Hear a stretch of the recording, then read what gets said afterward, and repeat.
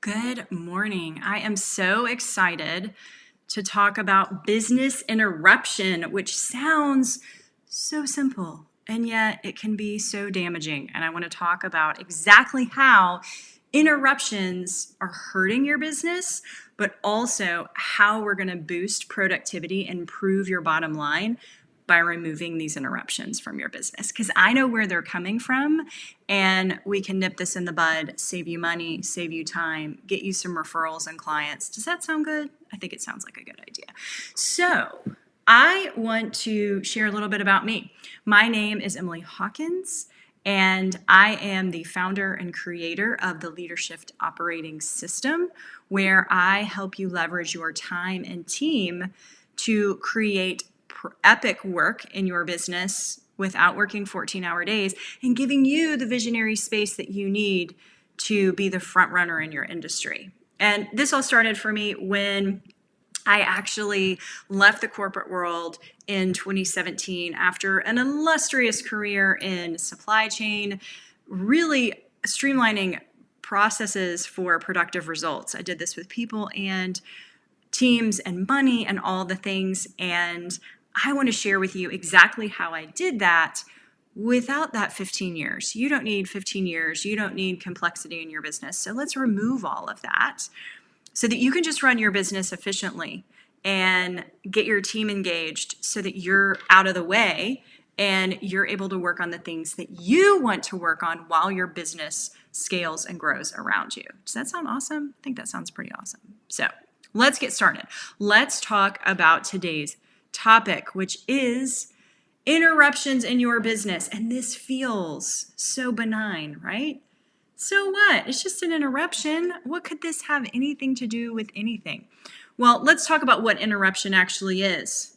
Interruption is the actually stopping the continuous progress of an activity or process. That's what I'm talking about here. So I'm talking about you're in the middle of something, you're deep into a project, and one of your team members comes and is like, hey, can you show me where this thing is? Or you are like, I need to go get this thing done, and I'm not sure what to do next. Let me go give this to an employee. Let me go talk to my employee. And you interrupt them from whatever they're doing, right? So again, this feels like something that wouldn't affect anything. So I want to give you there are four things that actually hurt your business when you are interrupted or one of your team members is interrupted. So I want to walk through the four things that are actually hurting your business in a really powerful way. And by the way, every single interruption that I'm talking about is a 5-minute interruption. What? Yes, 5 minutes. How can 5 minutes affect your business? Well, it can decrease productivity and increase stress levels. So how does this happen? Well, task switching. I don't know if you know what task switching is. I am in the middle of building a spreadsheet. I'm just going to use this as an example. I'm in the middle of building a spreadsheet, and then Fred pings me or comes in my office and he's like, hey, can you help me with this problem that I have? Well, I am moving from what I was doing to helping Fred.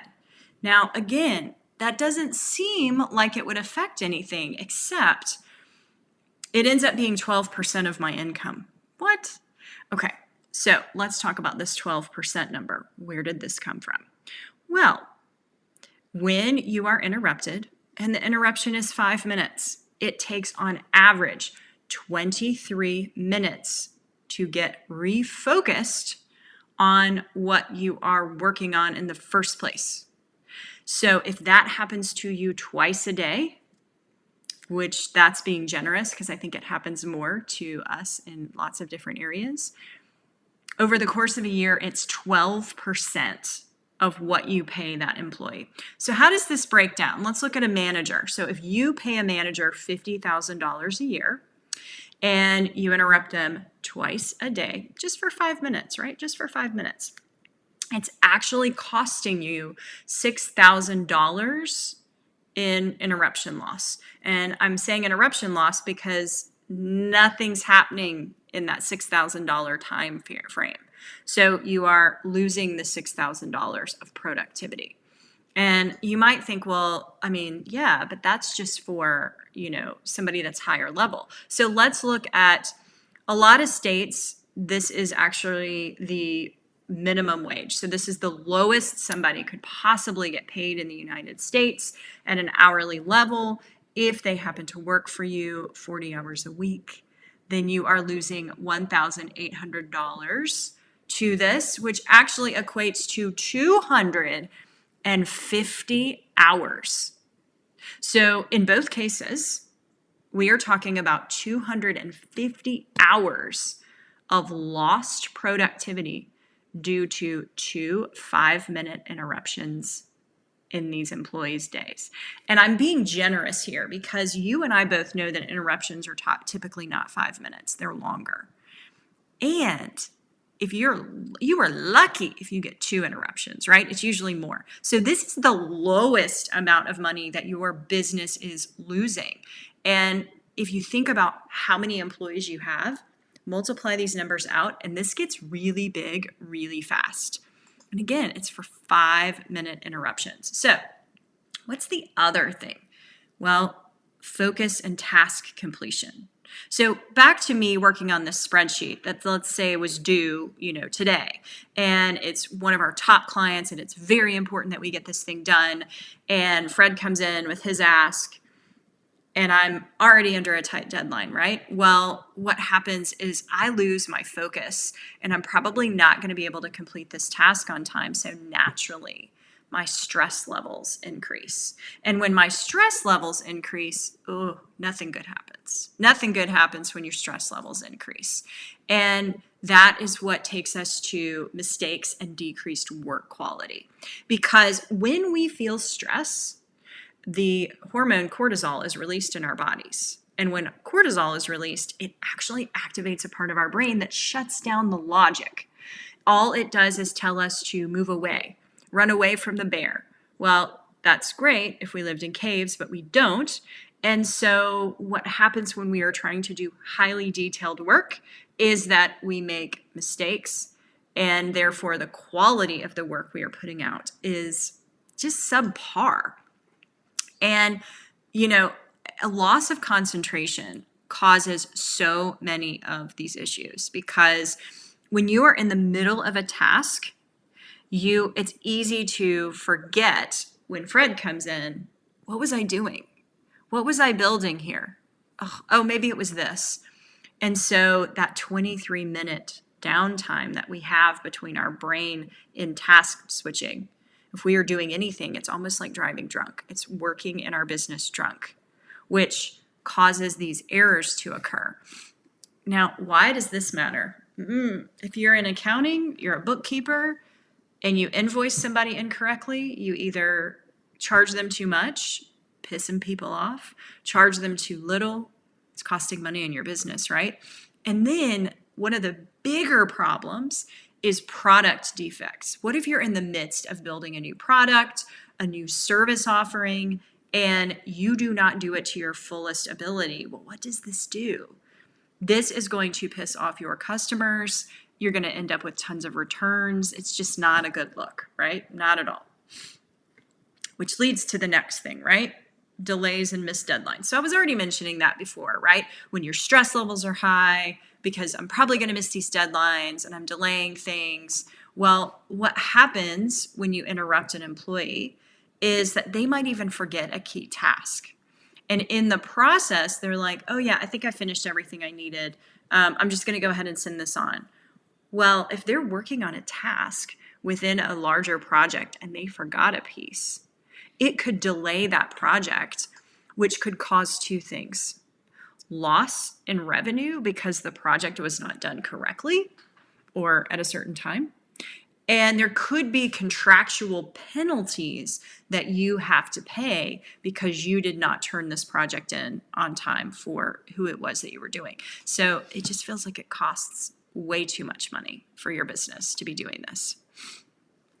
And so let's talk about the fourth thing. And I want to talk about crap rolling downhill because I think we're seeing where this is going, right?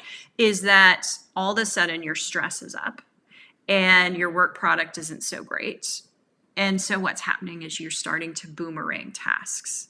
And what happens when boomerang tasks happen?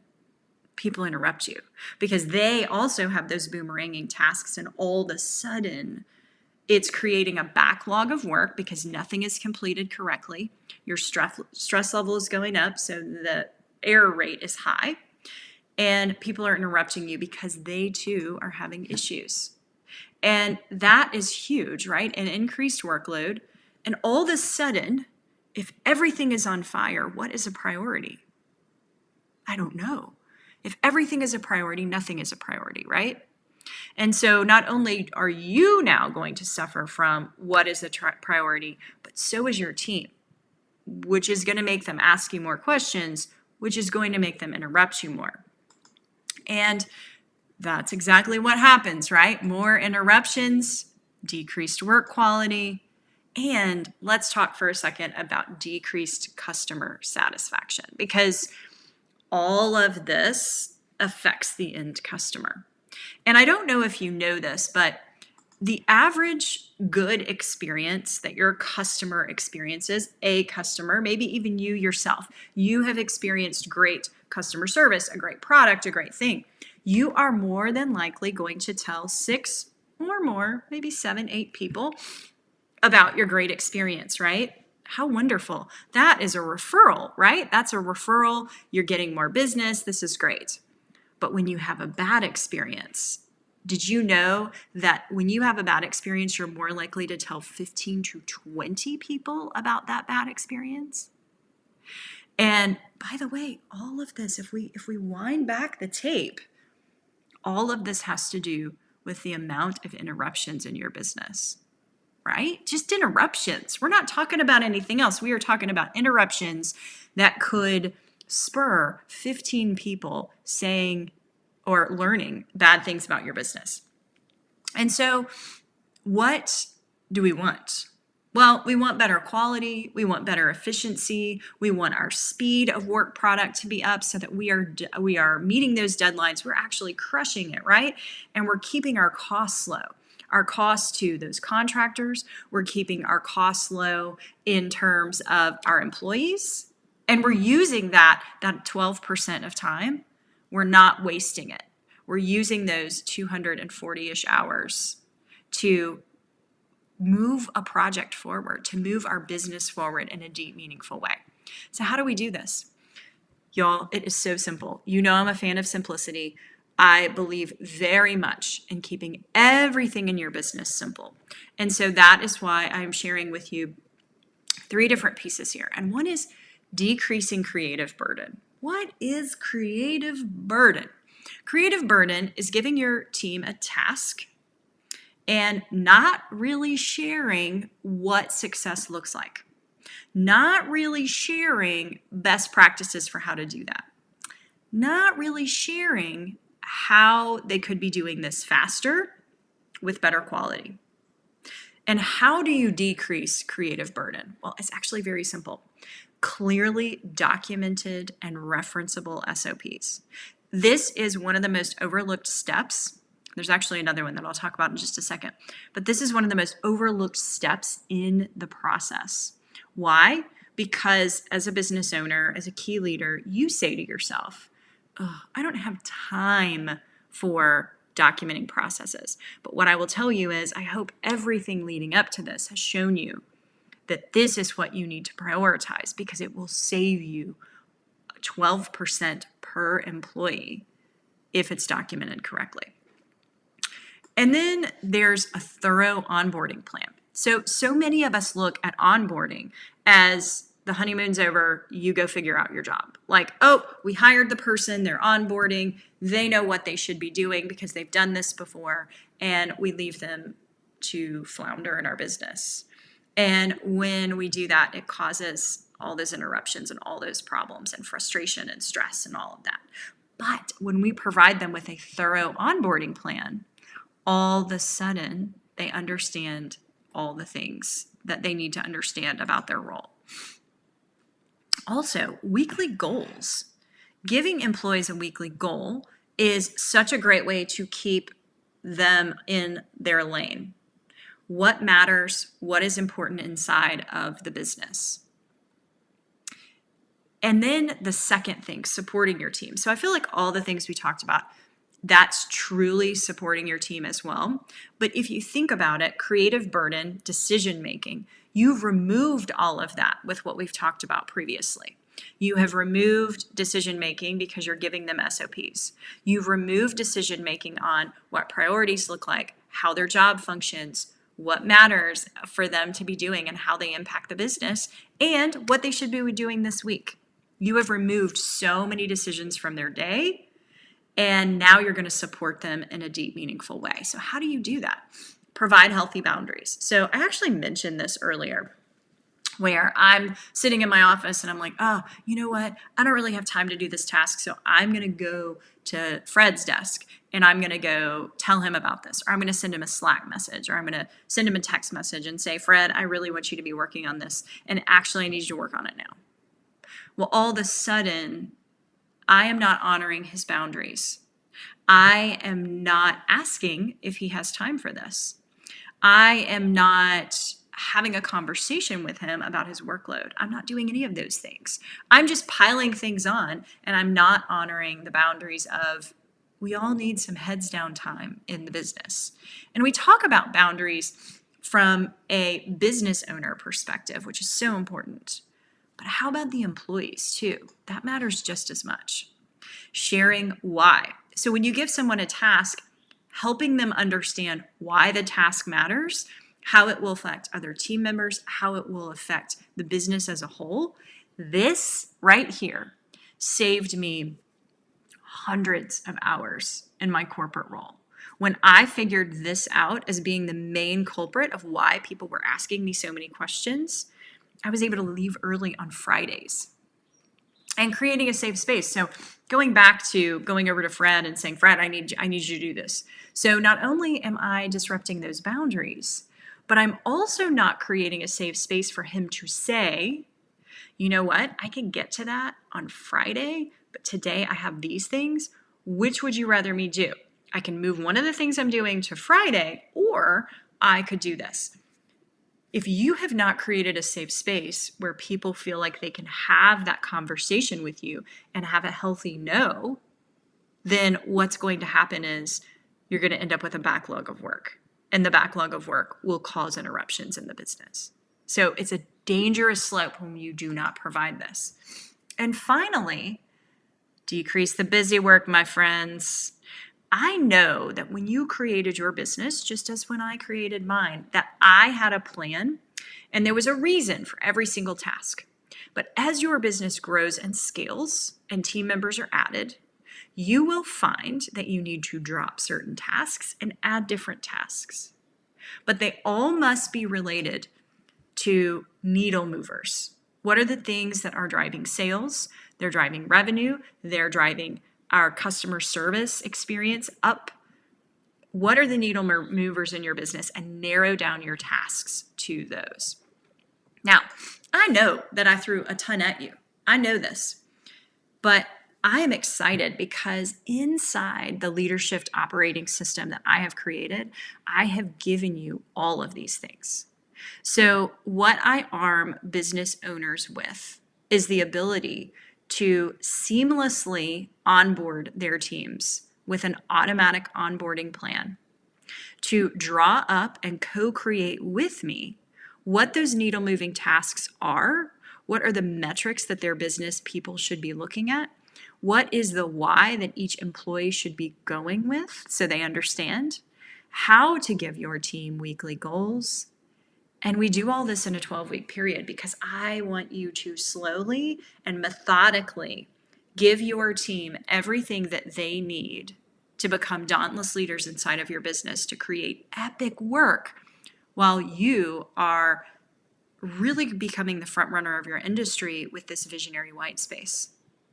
And if this is something that you're interested in, I would love for you to book a 15-minute clarity call. I will not sell you anything. That is not what that is about.